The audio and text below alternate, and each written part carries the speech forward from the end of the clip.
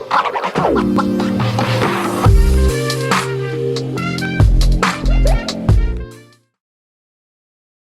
hello, and welcome back to another podcast episode with Brittney Bundles. You are listening to the Brittney Bundles podcast, where we empower people through entrepreneurship. If you are new to the podcast, we have two different sections of the podcast, if you will. We have a section for entrepreneurship empowerment, and then we also have a section for credit awareness. And I think the two can really go hand in hand. It is really important that we work on becoming our best selves each day. And so making sure that we're bringing our ideas and business creativity to life, and then also making sure that we have the necessary resources and backup plans and stability in line to fuel those creative desires and ideas and, ultimately businesses. We need to make sure that that's all in line and intact. And so what better way to do that than to focus on our financial awareness as well. I do have a credit repair business, bchcreditrepairs.com. It is plural, so B as in boy, C as in Charlie, H as in Henry, creditrepairsplural.com. Be sure to go over there. I am doing a Black Friday special. I am taking an amount off of the account setup fee, and the account setup fee allows us to actually get started with repairing your credit. So be sure to go over to the website. There's information as to how you can get started and how you can get more information as well by texting our business line. So be sure to take advantage of the discount that's still going on. It will still be going on until Monday. And then also, you can check my website at keepingupwithbrittney.com for the latest updates with me. So I have my podcast episode scheduled on there. If I'll be speaking in a public location, you all can check and see where that will be, see if I'm near you, and come out and, let's connect together, let's work together. I also do different girl talks on my Patreon. I have a YouTube channel at Brittney Bundle. So if you want to stay connected, be sure to do so by going to keepingupwithbrittney.com. So without further ado, today I want to talk about toxic tax mindsets. And I'm chuckling a little bit because this season is a season where a lot of people start thinking about what they're going to do with their tax money. Now, if you are an entrepreneur and you have filed your taxes, you may have realized that instead of you anticipating money back from taxes, you may be owing taxes at this point. I don't think that we talk about the true I don't want to say the true meaning, but we don't talk about everything entrepreneurship. A lot of times we focus on just the good perks, the highlights, but we don't really talk about some of the things that aren't favorable, that entrepreneurs really aren't looking forward to. Like, before I started my business, I used to look forward to tax time. After I started my business, not so much. And I'll talk about that in a little bit. So be sure to share the podcast, share it with a family member or friend. You can turn on the podcast while you're riding in a car. Go ahead and share the podcast via text message, share it on social media. Just get creative on how you share it, but just go ahead and share. Sharing the podcast helps to promote the podcast. It helps to promote our sponsors. It helps to promote different entrepreneurs that have been on this podcast. And by the way, our sponsors are other entrepreneurs. And so it just helps to further promote the growth and expansion of entrepreneurship. So go ahead and do your part, please.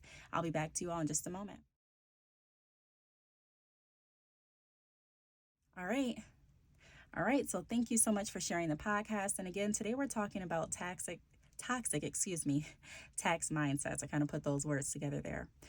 I want to start off by saying this. If you've been in business for a while and you are paying taxes, these may not really apply to you because you're in a different position at this point. Before I started my business, like I mentioned in the beginning of the podcast, I used to look forward to tax time. And not just me, but a lot of my friends and family would look forward to tax time as well. And we would talk about different things we were going to do with our taxes. We would make plans with our taxes. Nothing's wrong with that. That's all great, right?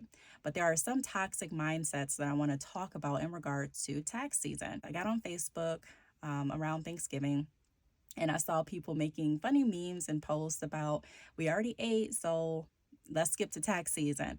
And people were talking about in the comments what they were going to buy with their taxes, what they were planning on doing, and just different things like that. And then I also get people that email me and they say, hey, when I get my taxes, I'm planning on purchasing in bulk. I do sell hair extensions at badchickhair.com for those of you that don't know. And so there are people planning already what they're going to do with their tax return, what they're going to do with the extra money, not even extra money, but earned money, that they're getting back in a lump sum. So the first thing that I want to talk about is when you get your taxes back and you hear someone say, I'll pay you back when I get my taxes. Or if you're someone and you're waiting on your taxes and you're telling people, hey, I'll pay you the money when I get my taxes, this is something that can definitely not go in your favor, because so often before we actually have what it is we're promising, we can over promise. Okay, and I'm going to talk about that later in the podcast too, but it sets us up for failure in a sense by creating a plan to pay back something with funds that we don't necessarily have. And you may be thinking, well, why? Why is that toxic in a sense? And the reason is because before you file your taxes, there's really you don't know for sure how everything is going to go with that process. Okay, you don't know if that process is going to be delayed by any given cause. And there's a lot of different reasons why your tax refund can be delayed. You don't know the exact amount that you're going to get back unless you go to, one of those systems where you can input your information. And even still, there could be an error in that. And so just not knowing, there are so many unknowns with waiting on money that you haven't received, that isn't coming from your job. Even in job circumstances, there are people that have talked to me about their job not paying them what they should have. They shorted their check, and although that's not legal, mistakes do happen, mishaps do happen. And so if you are in the habit of promising that you'll pay certain things when you get your taxes, I would recommend strongly coming up with a different financial plan where you are planning on how to pay your debts with the income that you already receive. And I've worked before. I've been in a position where I did not have as much money as I wanted nor needed to be able to live the lifestyle that I wanted to, while also building my credit, okay, and making sure that my credit was intact. And so one thing that I did was look for other ways to generate income. And so I always stress in my podcast on the entrepreneurial side how I'm not an entrepreneurial motivator where I'm going to say, quit your 9 to 5 and put everything into your business, because that doesn't work for everyone. You want to make sure that you're still being financially responsible, because let me tell you something, one thing that can really halt the creativeness that's needed for your entrepreneurial visions is worrying, having added stresses. And so if you're worried about how you're going to pay your rent or your mortgage, if you're worried about how you're going to sustain your credit score and your credit profile, your credit health, that is something that can take away from your overall productivity and success with your business. So you want to make sure that when you're looking at starting a business, when you're looking at excelling in life, you want to look at every area. So often we get tunnel vision, which I've talked about a lot too on this podcast, as well as on my YouTube channel at Brittney Bundles. And we get so fixated on one thing that we kind of let everything else go to the wayside, not intentionally, but because our focus is just on one thing, a lot of things don't get the proper attention and watering, so to speak, that they need.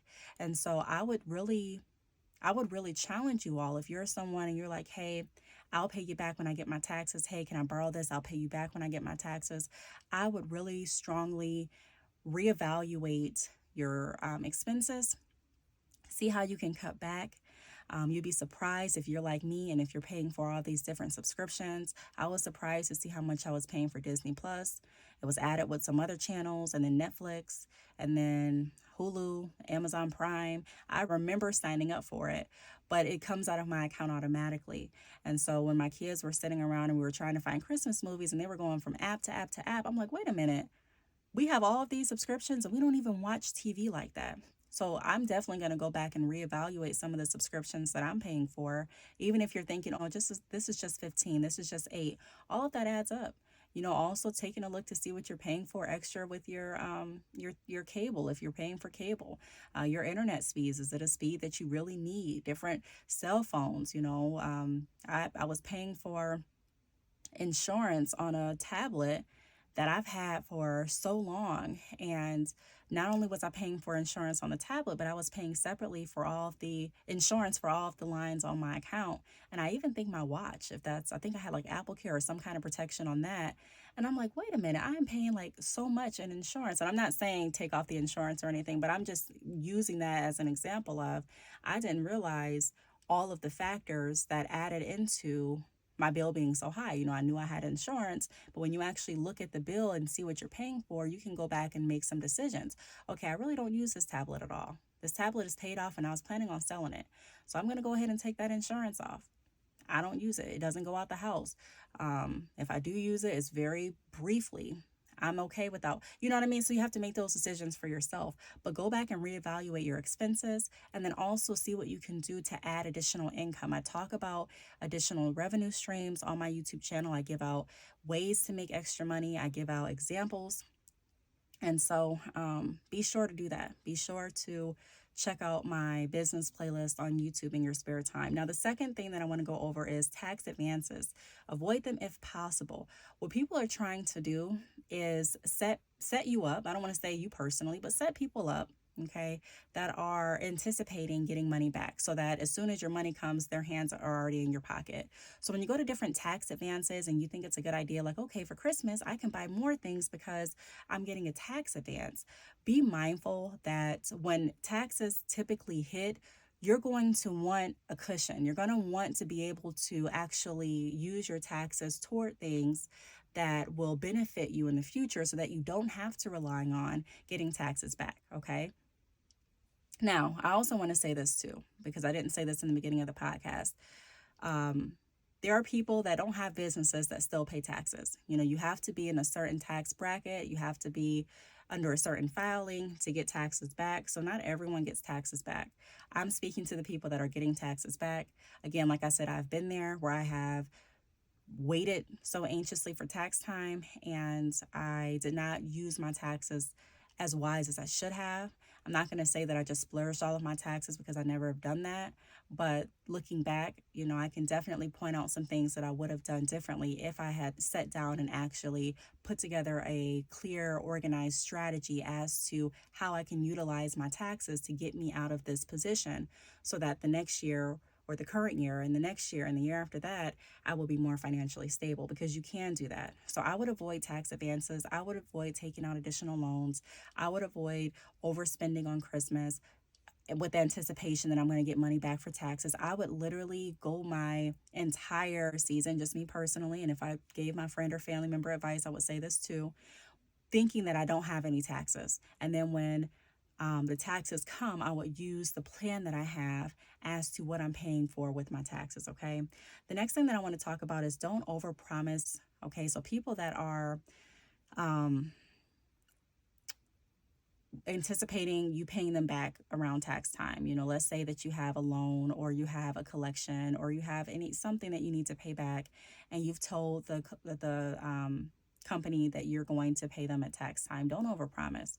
Don't say, well, I got $6,000 last year. I have a collection for $2,000, so I'm just going to go ahead and pay y'all completely off at tax time. Because again, when you actually get money in your hand, by the time you've promised so many people that you're going to pay them back, by the time you've taken out different advances, by the time you've overspent and you have to replenish that money, it may not be as much money as you really think. During tax time, it gets so busy at our local mall, and I see so many people in like Victoria's Secret and Finish Line and Foot Locker. And again, there's nothing wrong with it. Do what you want with your money. I'm just saying, if we are working on becoming more financially stable, then we want to make sure that we are doing the best thing that we can in our financial situation. Are there people that have everything, all their ducks in a row, and they use tax money just as strictly splurge money? Yes, and that's their choice. But if you are someone that that scenario doesn't apply to you, and that typically after a few months after taxes you're struggling, then you do want to consider changing that up. Stop repeating some of those same habits. The next thing that I want to go over is plan. Okay, and that's the last thing I'm going to leave you all with. Plan. There are people that have mentioned using all of their taxes to purchase inventory. I don't even recommend doing that. I recommend purchasing some inventory, having some on hand. But I don't even, recommend using all of your money, not all of your check, not all of your savings, not your taxes, to do that, because you want to make sure that you still have enough reserve for your personal life, your bills, your eating, your food. And then you also want to make sure that you have enough for your business to operate, because a business, the expenses are more than just your inventory. Okay, a lot of times we forget about having internet. We forget about the cost of our website. We forget about photo shoots if you're going to have one. We forget about marketing. We forget about branding. We forget about a lot of different things until it's actually time to go ahead and do what we were planning on doing. So it's just important that we have a plan in place and that we don't get so over excited and so in front of ourselves that we put ourselves further back by over promising, by taking on advances, by borrowing from people or overspending. And then when taxes hit, there's really nothing there because you've already utilized it. So those are just some reminders. I'm sure you all know that. I just wanted to reiterate some toxic tax mindsets. We went over the I'll pay you back when I get my taxes. Tax advances, try to avoid if you can. Don't overpromise debtors, and then plan for your taxes in advance. Even if you don't know the exact amount, you can get a rough estimate and still plan on what you're going to do. And then saving your taxes isn't a bad idea either. I remember when I used to get I got a $7,000 tax. Was it my first tax return? I don't know, but I was like, oh my gosh, this is so much money. And back then, based on the expenses that I had, I considered it a lot of money, But as years progressed, I just thought about all of the money that I did get, not even just from taxes, but just period, miscellaneous jobs and bonuses and just different things. And I look back on how I spent my money. And although I consider myself to be financially responsible, I've never, just like I said, splurged my money and been in a position where I was evicted, thank God, or my car was repossessed or anything like that. I thank God for that. But there are still opportunities that I look back on and I say, okay, I could have done this differently. A part of growing and making sure that you're becoming and evolving into the best person that you can be is being able to look back on your decisions and to be able to challenge yourself to see what you could have done better. So I enjoy doing that. So I really hope that you all enjoyed the podcast. Again, be sure to check out my website. I am still doing the Black Friday sale on credit repair at bchcreditrepairs.com. You can follow me on Instagram at bch_credit repairs. Also, please visit my website, keepingupwithbrittney.com, and subscribe to my email mailing list to stay updated with me.